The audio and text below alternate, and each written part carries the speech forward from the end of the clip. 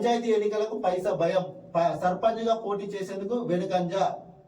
అంటే గత ప్రభుత్వం బీఆర్ఎస్ పార్టీ అధికారంలో ఉన్నప్పుడు 2 సార్లు ఉన్నప్పుడు సర్పంచ్ ఎన్నికలు జరిగితే వాళ్ళకు రావాల్సిన నిధులు రాలేవు. గతంలో కూడా మనం చూసినాము, ఒక్కొక్కరు వాళ్ళ భార్య పిల్లల పేరు పుస్తకాలతో సహా అమ్మి ఊర్లలో డెవలప్మెంట్ చేసారు, కానీ వాళ్ళకి బిల్లులు రాలేవు, ఆత్మహత్యలు కూడా చేసుకుర్రు. ఇది అప్పుడు గత ప్రభుత్వం చేసింది.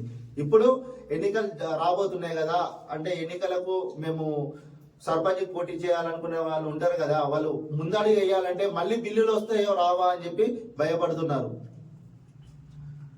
సర్పంచ్ గా పోటీ చేసేందుకు వెనుకంజ, లక్షలు పెట్టి గెలిచిన చివరికి అప్పుల పాలైన సర్పంచ్లు భార్య మెడలో పుస్తలమ్మి మరీ అభివృద్ధి పనులు. గత 10 ఏళ్లలో బిల్లులు రాక పలువురు సూసైడ్. ఇటు ఫండ్స్ అటు పవర్స్ లేని దయనీయ పరిస్థితి. ఎన్నికలకు సర్కార్ రెడీ అవుతున్నట్టు పల్లెల్లో కనిపించిన జోష్.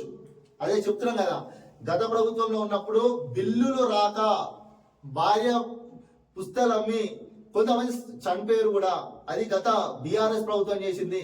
అయితే ఇప్పుడు ఎన్నికలకు ముందడుగు వేయాలంటే గత ప్రభుత్వంలో ఇంకా జరిగింది, ఇప్పుడు ముందడుగు పోతే మళ్ళా మేము గెలిస్తే ఒకవేళ పరిస్థితి ఏంటి అని ఆలోచించుకుంటా చేయాలనుకున్న కూడా వెనుకంజలో ఉంటున్నారు.